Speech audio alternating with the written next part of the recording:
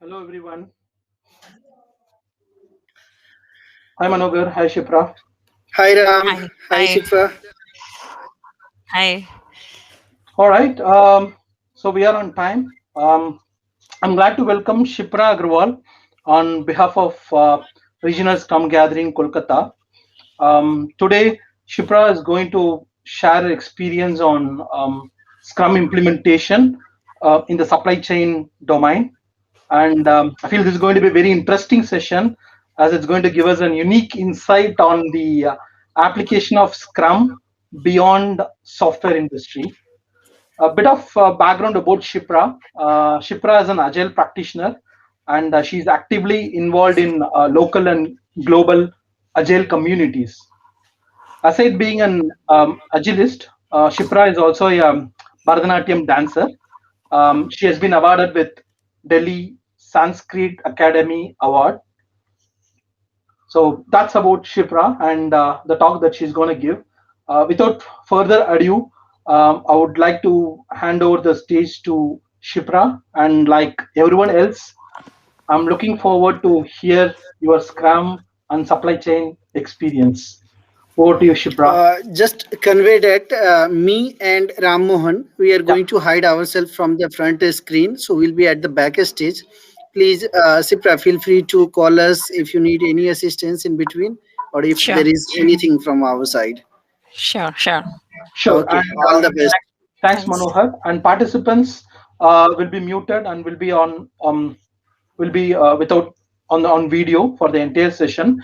If you have any questions or anything, you can feel free to type in the chat. Shipra, over to you. Yeah, thanks, Ram, for that lovely introduction. Um, s- so, I welcome you all to this session of Scrum and Supply Chain. And very briefly about me, I am Shipra Aggarwal, and I have been into the Agile world for around 6 years, where I have trained and coached people from diverse organizations. And you know what drive me to take this session today on Scrum and Supply Chain is that during pandemic we all have realized the importance of supply chain even more in our organization and in our lives. So today we could relate to some of the business challenges of the supply chain, and to which I have tried to list few of them here, like making the product available to the customer or to the retailer. So so when we go out to shop today, we do hear the vendors mentioning that there's a shortage in supply, there's a production issue going on, and so on and so forth. Another challenge is handling the disruption, whether it is due to COVID or due to any environmental or political reasons. The supply chain team has to handle those disruptions. Then they're the capacity constraint. The production inventory not matching with the demand capacity and vice versa. So now if you see, there are few of the empty sticky notes here. And yes, you get it right. You have to help me with sharing your thoughts on what you think are the business challenges in the supply chain world. So you can do that by going to menti.com and enter the passcode 1705492, and we'll take a minute to do this. So please share your thoughts on challenges you recognize in supply chain.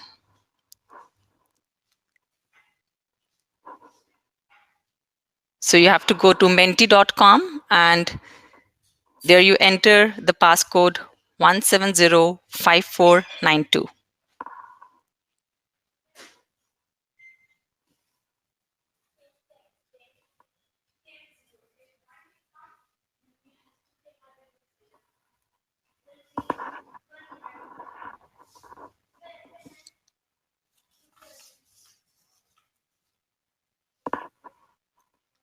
So the passcode is 1705492.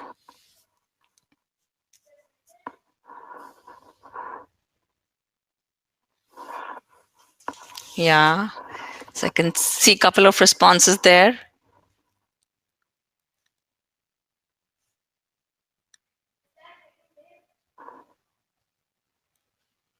So, what challenges you recognize in the supply chain business?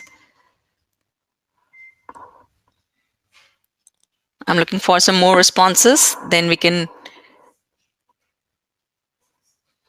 talk about the responses.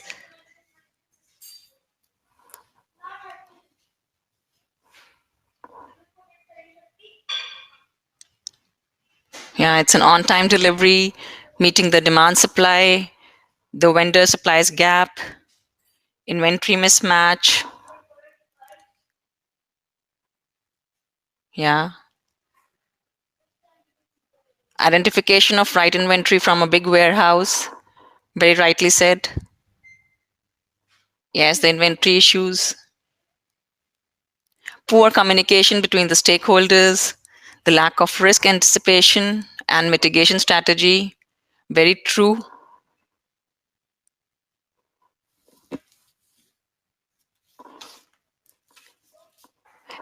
Yeah, capacity constraints. So I can see my slide being shared. So yes, I'm getting responses from there as well.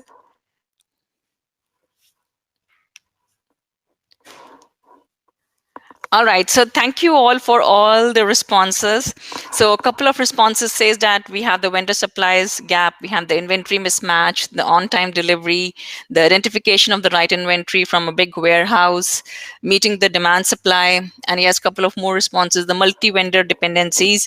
So yes, to solve all these business challenges, what kind of problems does the supply chain operation team faces on the ground to solve these business challenges?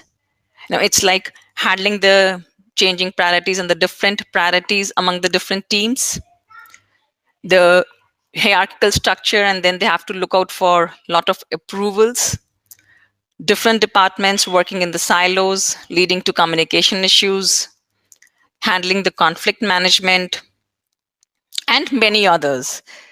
So if these issues are solved, it will make an impact in solving the business challenges of supply chain. I'm not saying that the organizations are not doing it today. Yes, the organizations are doing it today as well. But solving through the agile approach will make it in a more structured manner, which can give better and faster results. So, if you see the reasons for the companies adopting agile, the top three reasons are to accelerate product delivery, to manage the changing priorities, to increase productivity, and so on and so forth. And this was one of the survey being conducted by the version 1, and this was their report. This was their 11th annual state agile report, which stated that the reasons the companies adopt agile is to accelerate product delivery, to manage the changing priorities, and to increase the productivity. So when we talk about bringing in agile to any sector, be it IT or outside IT, we had two parts to it: being agile and doing agile. So when we say being agile, it means bringing in the mindset, bringing in the cultural change in the organization, and imbibing and living by the agile values of being transparent, of respecting the team members, of being courageous, of being committed and focused towards the goals. And then comes the doing agile, where we can follow any of the frameworks or the methodology. So if we see here in this slide, for many of the scale frameworks, Scrum is the heart of those frameworks. So today in this session, we are going to discuss that how Scrum can help in the supply chain sector. So one of the attributes, or I'll say one of the trademarks of agile organization, is to ensure that everyone is aligned and share a common goal to deliver the value to the customer. And in Scrum, we ensure that the team is aligned through the product backlog and the sprint backlog, where the team share the goals in the form of product goal, which is a longer objective goal, and the sprint goal, which is a shorter objective for the sprint, where the team delivers the increment meeting the definition of done. Then another trademark of agile organization is where we talk about the flatter structure rather than the hierarchical structure. So in Scrum, the Scrum team, there's a Scrum team which consists of Scrum Master, Product Owner, and developers. And we do inspect and adapt in each of the events of Scrum, in sprint planning, in daily Scrum, in sprint review, and sprint retrospective. So in sprint planning, we inspect the product backlog and we adapt it in the form of sprint goal and sprint backlog. In daily Scrum, we inspect our daily progress and adapt it in the form of sprint backlog. In sprint review, we inspect the product and adapt it in the form of product backlog. In sprint retrospective, we inspect the process and adapt it in the form of the improvements and the action. Now, when we talk about working in the agile culture, in Scrum, we implement it through the cross-functional, collaborating, and self-managing teams. So that is, in a very nutshell, the core elements of Scrum, which I just did to give a recap of Scrum before we implement Scrum in supply chain. Now, moving to this section where we'll be considering a scenario of setting up a new warehouse by the desired date using Scrum. And this is based on one of the articles, Scrum is not just for software, written in 2009 by Robbie McIver. So just to bring into your attention here that there will be many points here where you will see deviations from the Scrum rules, but that have been done to recognize the distinct nature of the supply chain work. And yes, much more work is still going on in this journey, and we have just started with this. All right, so the business context here is we are going to talk about, we're talking about an organization which is non-manufacturing, you can say a kind of a e-commerce or retailer company, which buy the products from large number of vendors and then distributes them from the sale. And then they decide to open their warehouse to serve a particular geographical market. Now, at a very broader level, opening a new warehouse involves selecting vendors and products, gathering and validating specific product information, designing the supply chain for each vendor, negotiating the vendor contracts, and building up the initial product inventory at the new warehouse. So what is the key point here? That Scrum does not bring or does not change the work that the team intends to do. But what Scrum changes is how the work is organized and measured. And same thing we are going to see in the coming slides as well. So if you see how Scrum helps, now by laying out the foundation, let's first identify the value stream. Now, what is a value stream? So value stream is you can say it's a flow of how things move to deliver a value.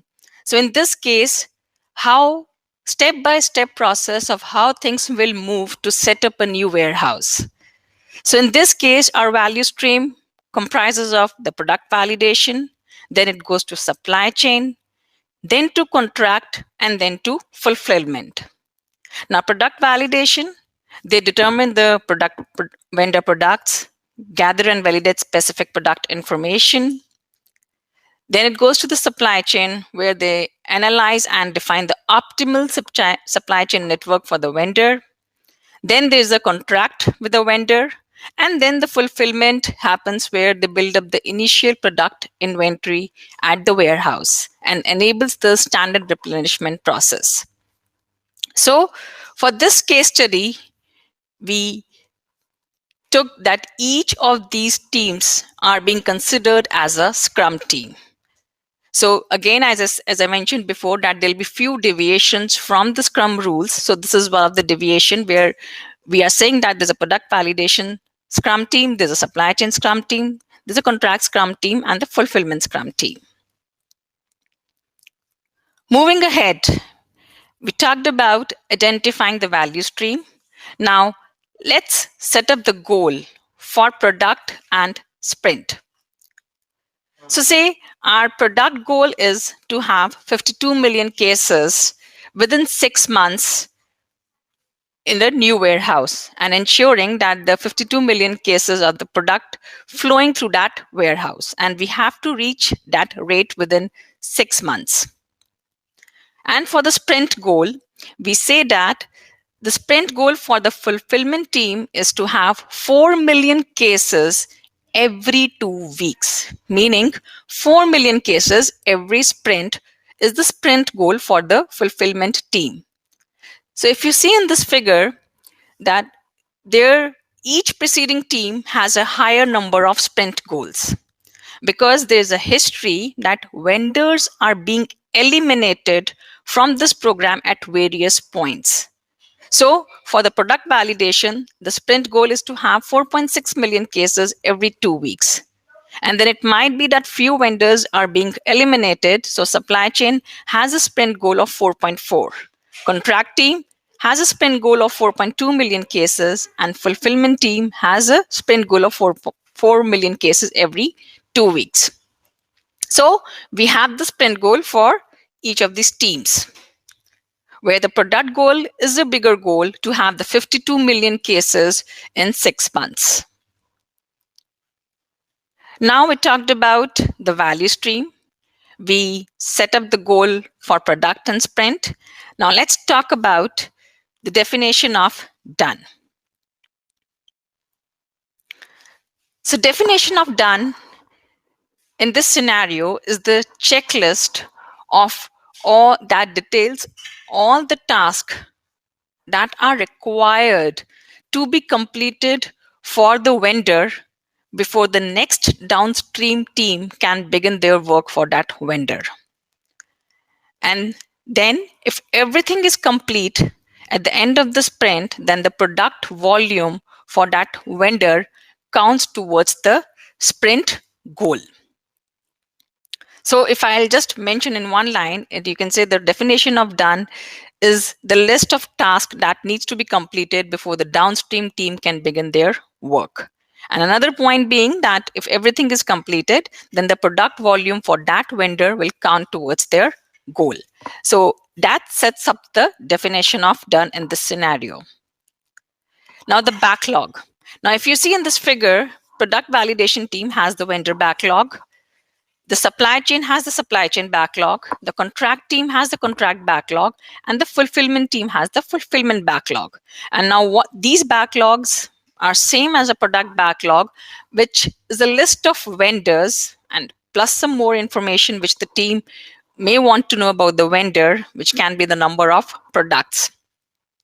And we have the separate backlogs for each team because the vendor backlog will be different from the supply chain backlog, as some of the vendors may be eliminated at that point in this program. And similarly, some vendors may have been eliminated when it goes from the supply chain backlog to the contract backlog. But in a nutshell, these backlogs is the list of vendors which contains more information about the vendor which the team might want to know. Now, we identify the value stream, we set up the product goal and the sprint goal, we created a definition of done, and then we had a backlog. Now let's see how the execution happens. Now in this execution, in the sprint planning meeting, the team, they select the vendors from their backlog. to meet their volume goal. Now, once the team they select the vendors from the backlog, they have their daily scrum where they ensure that they are keeping up with all the tasks which are required to be completed for those vendors.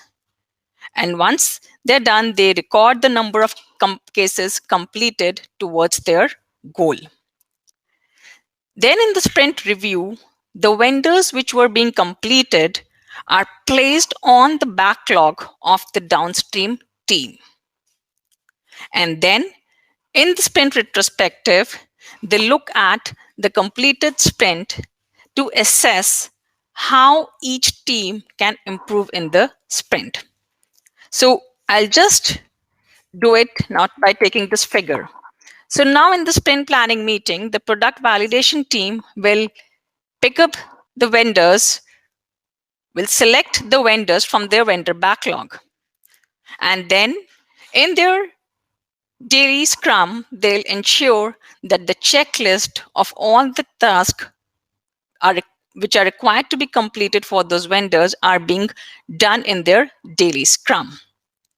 And then all those vendors whose task which were being mentioned in the definition of done has been completed is being placed on the supply chain backlog. So all those vendors which were being completed are placed on the supply chain backlog as the part of sprint review. And then in the retrospective, they see that how was the process and how it can be improved. How was the process in the sprint and how it could be made better.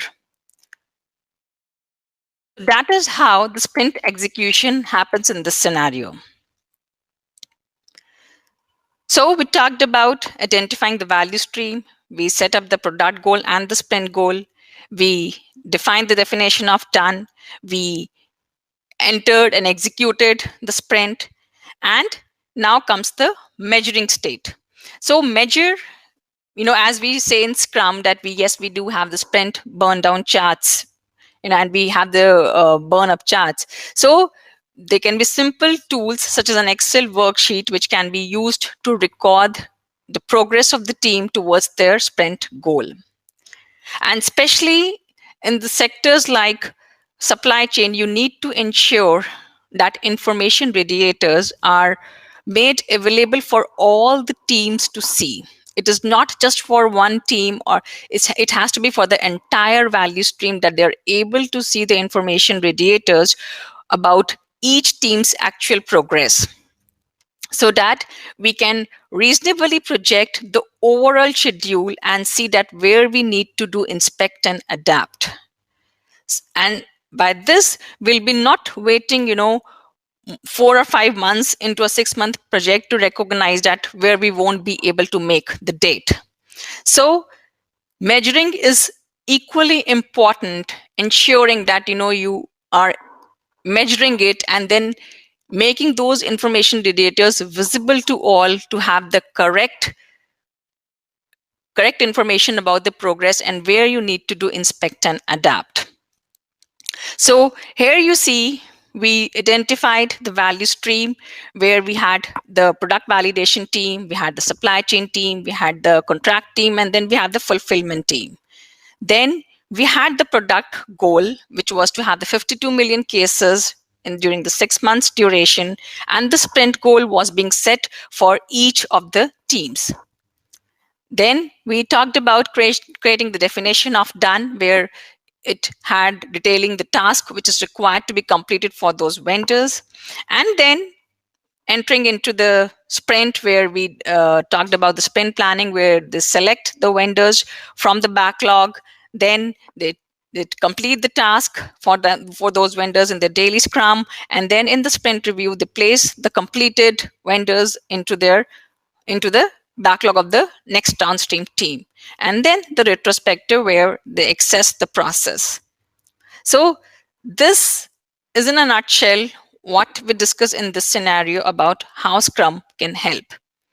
So what has changed when we did this with Scrum? After Scrum, the vendors, if you see, are being selected by the team and pulled through the process. Unlike before, where the vendors were arbitrarily pushed through the process. Now the team is accountable for meeting the business goal. They are not accountable for meeting any deadline or meeting any dates. Planning is done continuously at the sprint boundaries. Unlike earlier, where all planning was tried to be done upfront. And then when we are measuring it, when we are broadcasting the information radiators, we know precisely how far are we from meeting the goal. Unlike earlier, where attainment of business goal was obscured.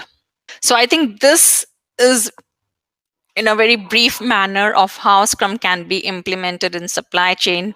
So just to have a recap of where we started and what we discussed, we started talking about the business challenges in the supply chain. So where we talked about the mismatch inventories, handling the disruptions, then the product being not available to the customer, the inventory constraints, and then we moved on that to solve those business challenges. What challenges are there at the organization level, whether it's the handling different priorities or the communication issues or any conflict management. And then we thought that how Agile can help in that, because Agile is known as per the survey that the top 3 reasons being to escalate product delivery, to embrace the changing priorities. So all these reasons make a reason to adopt Agile. And then we talked about that when bringing in the Agile transformation means bringing in 2 changes. We have to talk about the cultural change by being Agile and then doing Agile. And then we talked about that the Scrum, how Scrum, the core elements of Scrum being where you are ensuring that everyone is aligned to the goals. It's in the form of product backlog, which is tied up to your committed in the form of product goal, and sprint backlog to the sprint goal, and then delivering the value increment by meeting its definition of done. We also discussed that the Scrum team, more leaner structure. We talked about the inspect and adapt in all the Scrum events of sprint planning, daily Scrum, sprint review, and sprint retrospective, talking about the self-managing and collaborating teams. So that we discussed the core elements of Scrum, and then we saw that how Scrum can help in this particular scenario of supply chain, where we need to set up a new warehouse by the desired date. So as in this figure, we laid out the foundation by identifying the value streams, setting up the goals, creating the definition of done, and then planning, executing, and measure. So this, in a very nutshell, is about implementing this business scenario. And still, I'm looking forward to continue in this journey to have a Scrum framework where it is applicable for all the scenarios of the supply chain and not just this scenario. So if you are open to be part of this journey, please drop me a mail at shipras.aggarwal@gmail.com or connect to me over LinkedIn. So I'm open to questions. So Ram, over to you.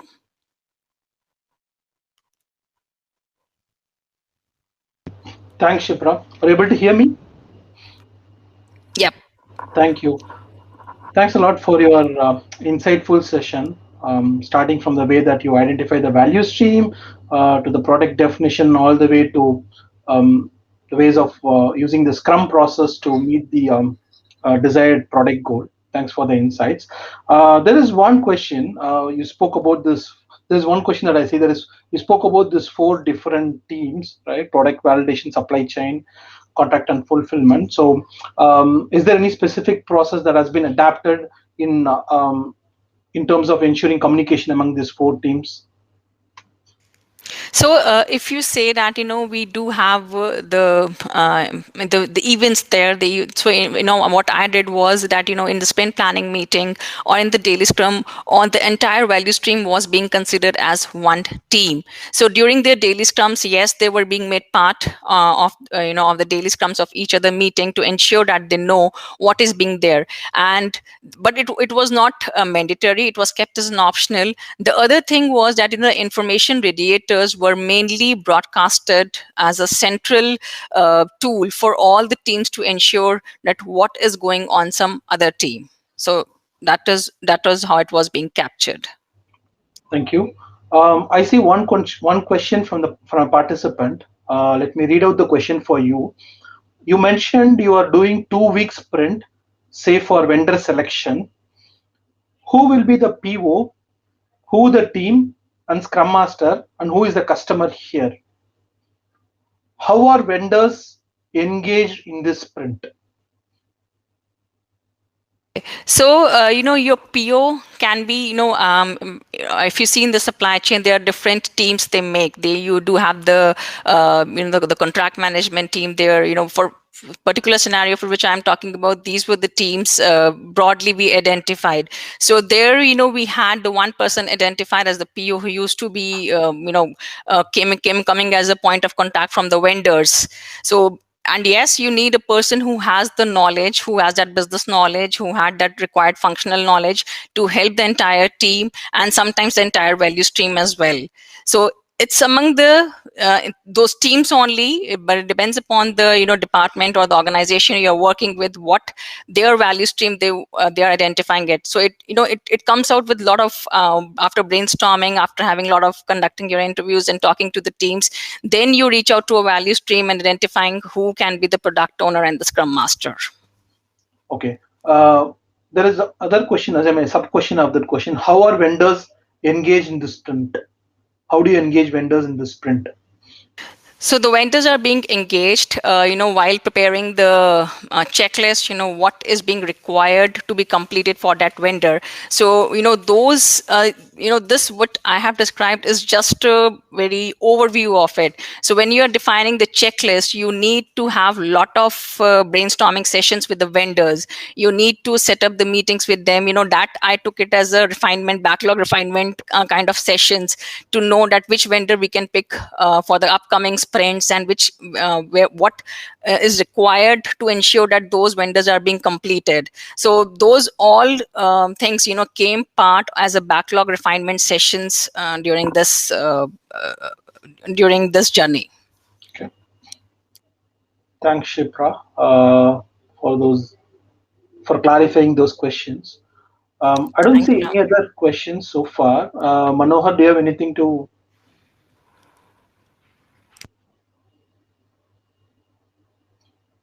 Manohar, you are on mute.